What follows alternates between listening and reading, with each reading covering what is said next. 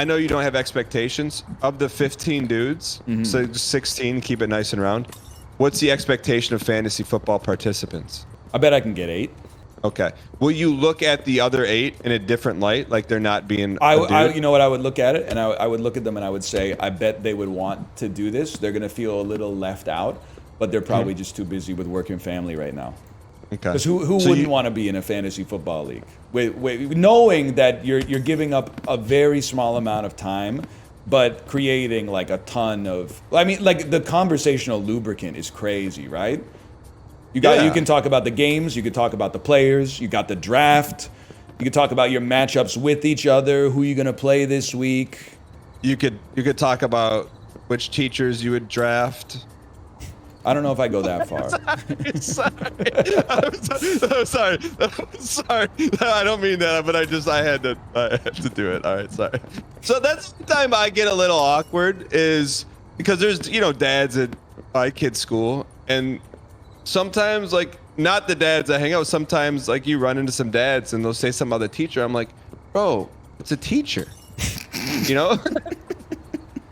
Like, I don't know what to say to get out of that. I'm like, I just don't say anything. That's crazy. So we've never had that conversation. That's something I could bring up next time, maybe. I don't feel like we got that at our dad dinners. I feel like we have very like enlightened, scared to offend, like modern millennial coastal dads in my group. I'll give you an example, okay? I need a second here to remember the exact context. One of the dads, their wife did 23andMe, and then decided after she got the folder that she didn't want to open Pandora's box. The question at its core is like, would you want to know if you had like a genetic predisposition to have a disease or something like that? Like, would you rather go sight unseen and like not be stressed out about it, or would you rather know and be like, okay, maybe I've got a 91% chance of getting something like horrific when I'm 55, right? So she did the test, but then she decided, I don't want to know. But then for like insurance purposes, they were like pressuring her to open it or something like that.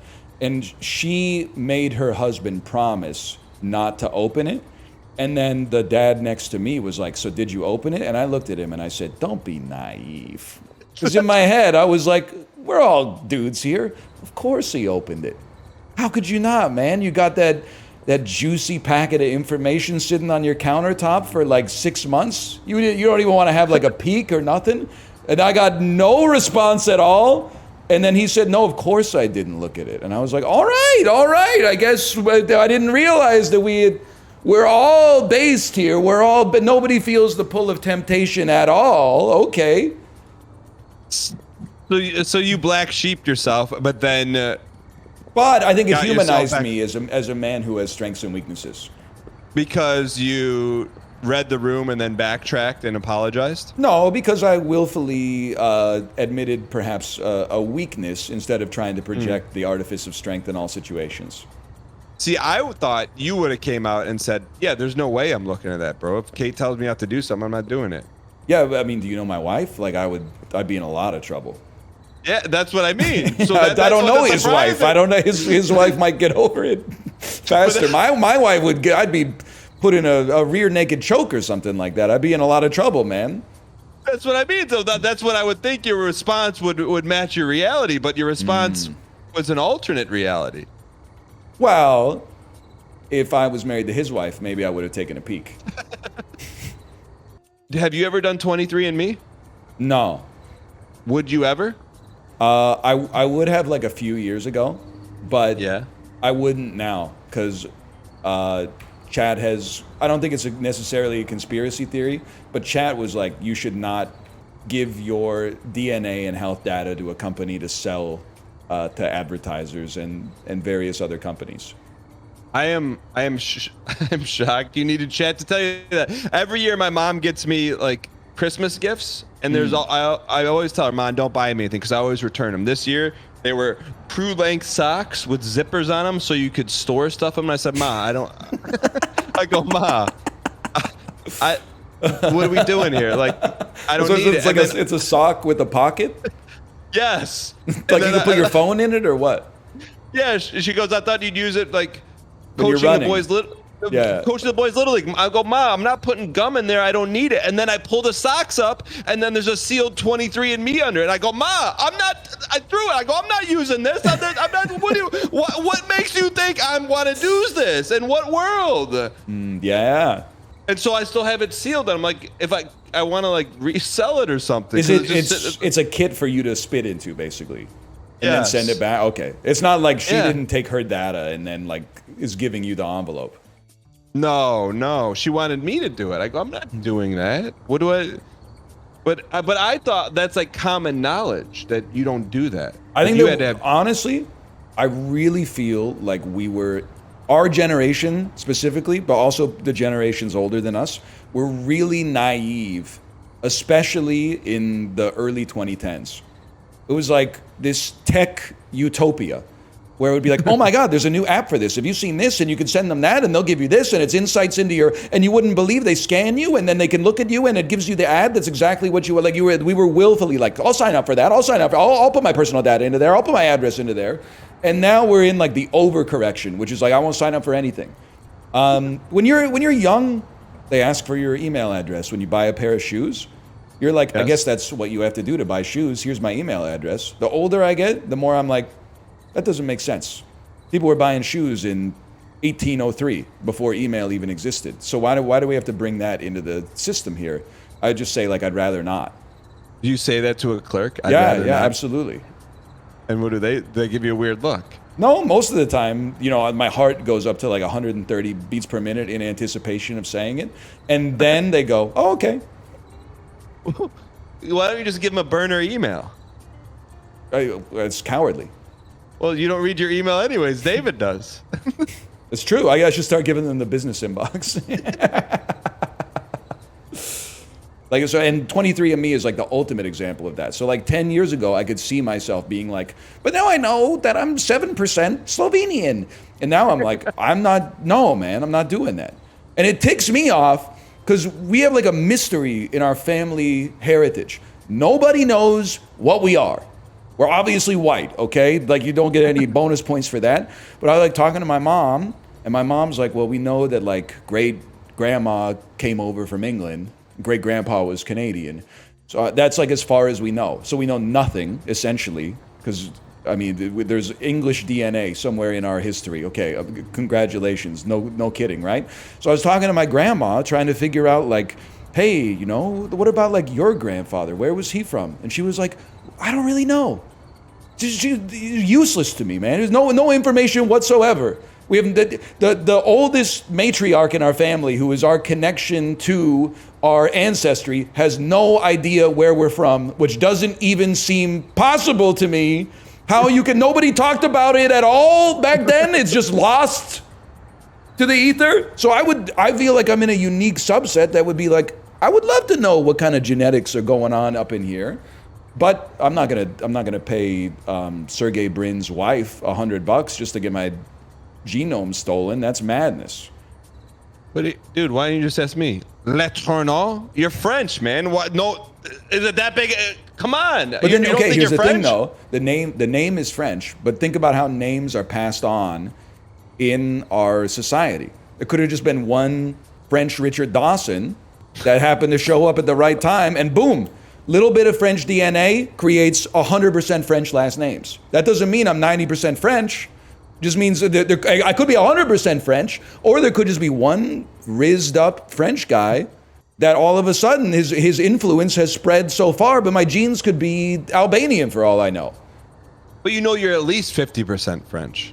No, I know that when the person that was created, when the French guy married the other woman, who may have been French, to be fair, but could have also been like from Cameroon, that kid was 50% French. But I don't know if I'm 70 links away from that. I could be 0.25% French, or if I'm 6 links away from that and I'm 12.5% French. Or I could be 75% French. Like we don't know. We don't know how distant it is in the familial record, man. Well, here's how you know. What if Laterno means like donkey kicker? Then you know you're French and you had a donkey farm. But does Laterno mean anything in French? I think so, yeah. What does it mean? I don't know. The turn? Oh, you're screwed then. Like, you know what I should do, dude? Huh. I should send it into one of those dog 23andMe companies. And they're like, oh, it turns out that your dog is like 71% Greek or something like that. I'd be like, thank you. Wait. Opa. Why can't? What if? Why don't you just do Anon 23andMe? I don't think you can do that, man. I don't think you can do that. We'll use a fake name. So yeah, like, but even though it's not attached to my name, they can like reverse engineer it pretty quickly, right? Because they got everything, man. They got the recipe. That's like saying, like, I'm not gonna make you the baked ziti, but here's the step-by-step instructions and the exact measurements of all the ingredients. Like they can make the ziti. Yeah, but here's the thing: the ziti isn't worth anything unless they know it's called ziti, right? It's worth something to me. A bunch of tomato. Yeah, but because the more people that are putting out ziti, the less I can charge for my ziti. But here's the thing: they don't know they have ziti. They just know they have a bunch of ingredients, but they don't know that the ingredients make the ziti or how to make the ziti. You see what I'm saying? So it's like the only value your DNA has is that people know it's Northernlion's DNA. If it's just some randoms, they're just going to throw it in the random pile. Yeah, I don't think I'm going to do it. But if I were you, if I were like, you know, out there in the ethos with no, you know, House Targaryen, House Lannister, I would want to know what house I'm from. It would be sick to have like a culture. Because I feel like, I know Kate's in chat, I feel like that's what I'm missing. So I participate in a little bit of Korean culture because like Kate's parents are Korean and they celebrate like in a more traditional way the Korean holidays. So sometimes I'll put on the hanbok. Yeah, you never seen a white guy in a hanbok before? People coming up to you in the North Road Plaza H Mart parking lot. You know that outfit's Korean? Yeah, buddy. Yeah, I know. That's why I'm wearing it in the H Mart parking lot. But like the white culture that I interface with is just like, I don't know. It's like 2 to 3 generations deep. Like there's no real tradition associated with it. Like it would be sick if it came back and I could like tell my mom. I'd be like, Mom, guess what? Like we're 80% Swiss, and then we could start saying stuff that made no sense and was not scientific. We'd be like, I always knew it because I loved eating cheese so much. I always gravitated towards cold mountainous spaces, right? Like we could start to make sense of our identities with some information like that. I know you don't read, but don't read the book Dark Matter because it's like your worst nightmare. Like imagine at the end of your road, like say you're 83 years old, someone knocks on your hospital. Can I just say you did go like that's old, but you didn't do me any favors. I mean, brother, the Peloton's gonna give you +7 to 8. Yeah, but that's what I'm saying. I'm like 83 is like you're batting above the average a little bit, but you didn't really. You could have put a little sauce on it. I counted for the Peloton, but I also reduced a few for the toe walking. That puts a lot of strain on your heart. No. But It increases the muscle mass and the impact of walking, which keeps your bones strong through old age. Right, but it requires more blood to support those things. So you're 8. But I'm eating a lot. I'm eating a lot right now, so replacing the blood is not a problem. Right, but it's gonna catch up with you. Like, do you think when you're 83, you're gonna be able to walk around on your toes? Yes. The arthritis is gonna kick in those bad boys. It's probably gonna hurt a little bit, but like yeah. So then I think I'll still be able to walk. You will, but not on your toes.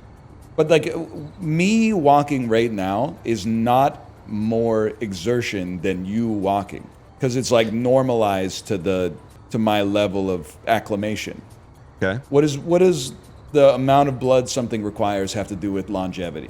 Because you're using more of your nutrients to support, I'm just gonna say it, abnormally large calves for someone of your height. Yeah, but is there any correlation between that and an outsized chance of dying early? Year over year, no. Decade over decade, yes. It's like, hey, is this little drip in my house going to cause any damage? No, of course not in the roof. But over 30 years... You can make a metaphor, but that doesn't mean the metaphor has scientific validity, man. Or it could be like, you know, when you had chest pain when you were 15 and you were like, oh, if that keeps going, it's probably bad. And then it stopped and you never had to think about it again. It could be that. It could be that time that you had like one horrible bowel movement and you're like, I'm not going to go to the doctor for that. But if my next one's that bad, I got to go to the ER. And then a day later, you take a bowel movement and it's perfectly normal and you've never had to worry about it since. All right. So what life expectancy number would you rather me placed on? Because I thought 83 was pretty good, man. 83 is fine. I would say maybe like 89. Man. I've seen. You just don't see it. You just don't see it. I've seen you go on bizarre rants against chat. Man, every one of those is knocking a quarter of your life off at 4 months minimum. And I've been seeing a lot of them lately. No, but because okay. when I do that, my blood pressure raises. The blood, yes. It's like a pressure washer on the sides of my veins and arteries. It knocks the plaque off the side of the wall, and then shoots it out the next time I go to the bathroom. So I'm keeping the roads clear.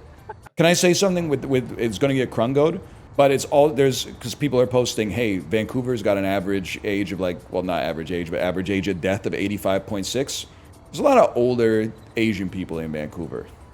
They got the longevity genes historically. Part of it, I'm sure, is lifestyle, but like you're looking at me, you're looking at my wife, and you're like, who's going to be around longer? She's got a lot of advantages stacked in her favor. Okay, she's younger, she's smaller, she has a genetic lineage that more associated with longevity than whatever the hell I am.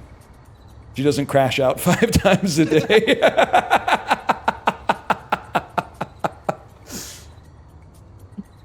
I wouldn't disagree with that. I don't think anyone would either, unless they're worried about something other than being correct. That's why I got to do 23andMe, because imagine it came back and it was like, surprise, buddy, you're from a Japanese blue zone.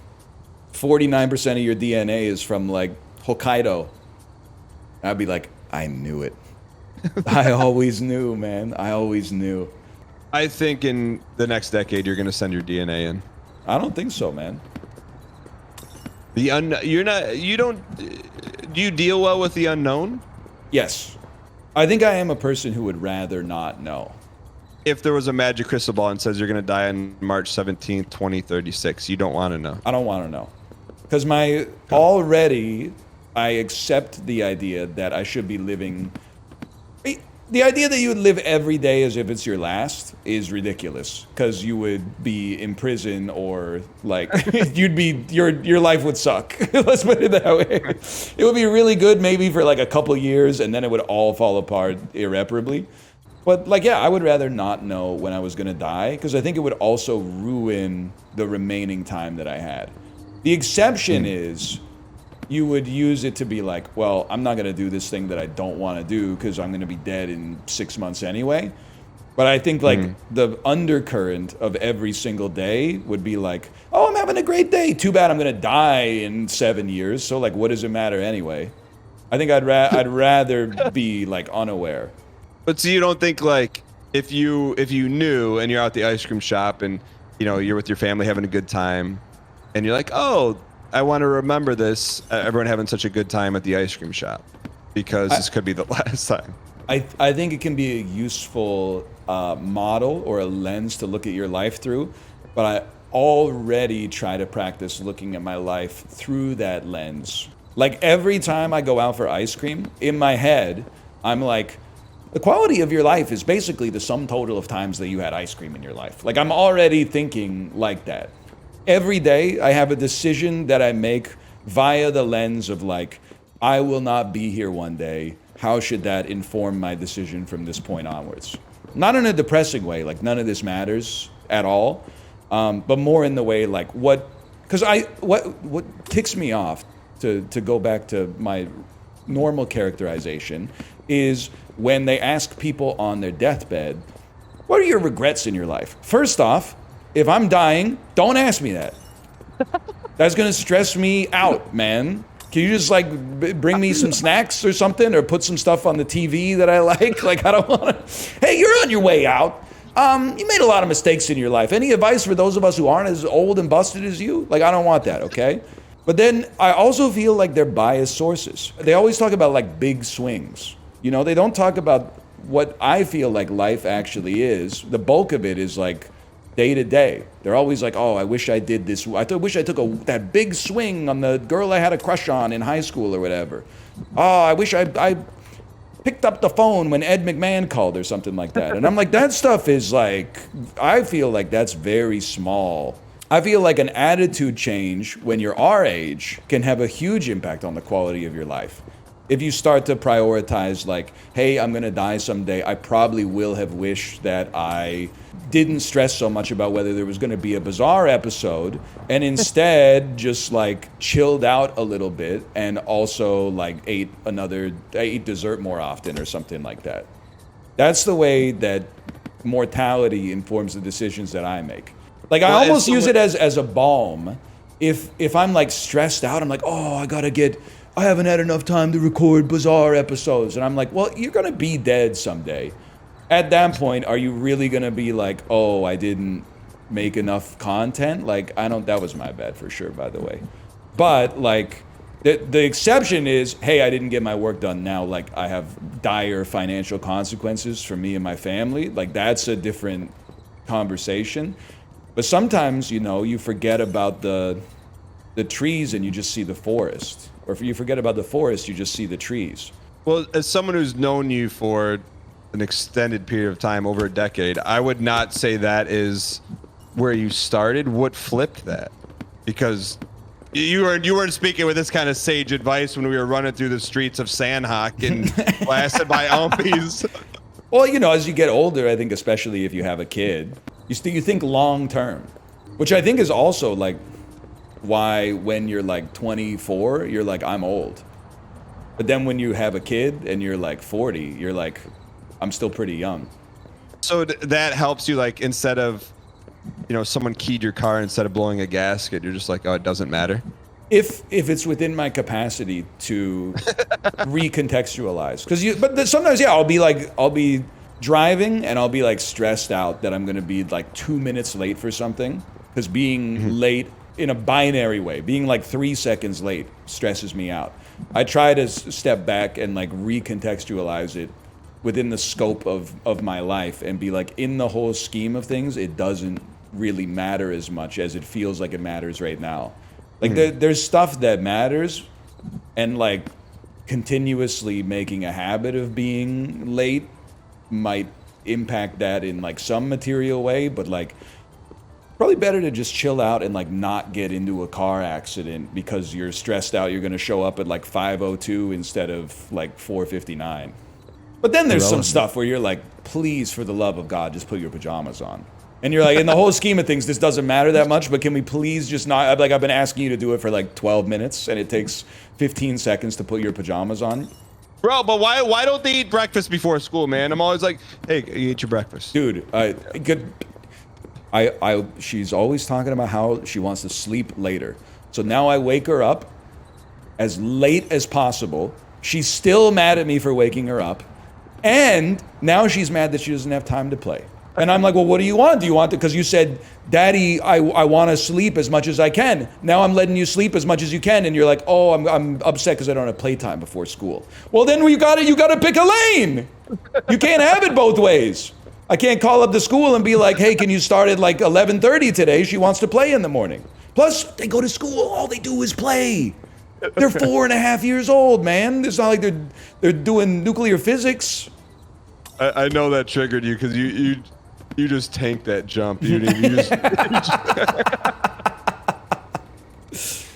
ever think about, like, I feel like I was going to school with a belly that had like 175 calories in it. Like as a teenager going through puberty, I was like, quick bowl of cereal, no milk. That should keep me going for the first half of the day. No milk is deranged. No milk? Yeah. No milk, man. I mean, that's another level. And my daughter's a dry cereal head too. I don't know if you got the same situation, but like a lot of the stuff that I've been lambasted over for being weird or having weird preferences, I've been validated having a kid who has naturally come to those same conclusions herself, which I found amazing. And I know what you're going to say, pseudoscientific chat. You influenced her. Oh, when you asked her if she wanted milk, you probably went, do you want milk in your cereal. No, I was presenting it completely organically. Like, yes, people enjoy milk in their cereal. She tries it and says, I don't like it. And I say, you know what? I'm going to, because now I thought all this idiosyncrasy originated with me. And then it turns out it's somewhere in the code. Have you ever eaten cereal in front of her? Oh, yeah. Weekly? Not weekly. Monthly? 2 times a year. All right, so to me, I'm with you on that because, I'm with you on that. If you're eating daily cereal with no milk, you're 100% influenced. But if it's every now and then, they're sponges. Whatever you do, they're doing, whether you know true, what they, yeah. you know. But my parents eat cereal with milk. So where did my behavior come from? Can I tell a cute story from the cruise? Yes. About your daughter. So you tell me, is this learned behavior or is this genetic? So on the Disney cruise, our families ate dinner together. Ryan's daughter starts telling jokes that are really funny. So is that a learned behavior or is that genetic? I think it's learned, but it's not like she saw her dad telling jokes. I think that what happened is she told us a joke and got an insane reaction and then said, this is what I want to do for the rest of my life. Well, she had good jokes, man. She's got classics, man. She's out there. And you know what I like is she's not afraid to workshop new material on stage. Like, she'll come up with a joke and just send it out there, and if it gets a bad reaction, she just shrugs it off. On to the next one. But she was killing them. She's got some good ones. My kids are not gonna laugh unless it's funny. She had them rolling, man. It was there was a little bit of a duck smoke moment for me on the cruise when I'm like, apple does not fall far from both trees on that one, you know? Dude, I couldn't agree more. And I think one of the things, people always ask, like, what changes when you have a kid? And the answer is, like, everything.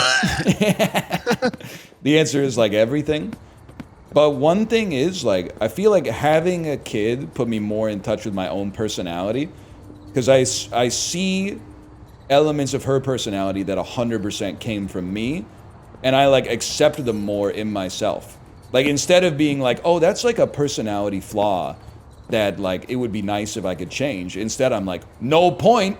Concrete's already dry, bro. Apparently that stuff's been in there since birth, so I don't even have to worry about that. That's because my wife is a night owl and a long sleeper. And I am a morning person who likes to go to bed early. And occasionally there's been times where it's frustrating for me. If I go to bed at 10, pre-kid, and she goes to bed at 4, I'm like, why doesn't she just go to bed at 10? And then, like, wake up at the time that I wake up. It seems like it's a personal choice. But then we have a daughter who is 100%, well, I can't say 100%, but I believe her genes have doomed her to also be a night owl, late sleeper. And now I feel like I have a lot more understanding of my wife. So now if she wants to wake up at, like, 11 a.m., I'm not, like, put out. I'm like, she's fulfilling, like, her genetic purpose with respect to sleeping. She's living like the way that she would live if there were no other things going on. And I think that level of fulfillment is like, I'm happy for her. And I wouldn't have had that if we didn't have kids. I would have been like, I don't know, I guess she's just a little lazy.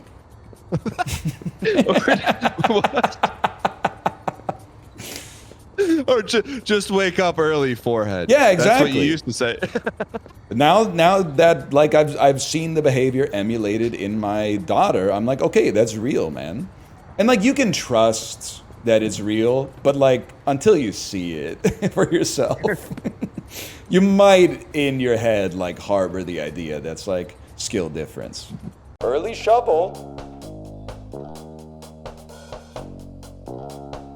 And early sledge, man. Down in the mine, all of the time. Laughing out in the sun, having some fun.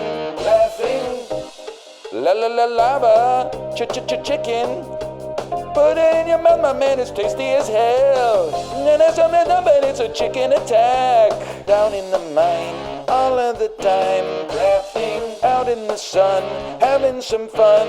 Laughing.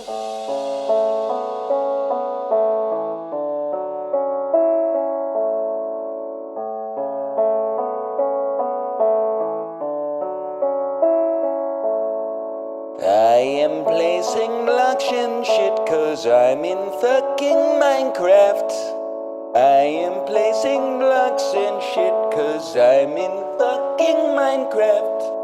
I am placing blocks and shit cause I'm in fucking Minecraft. I am placing blocks and shit cause I'm in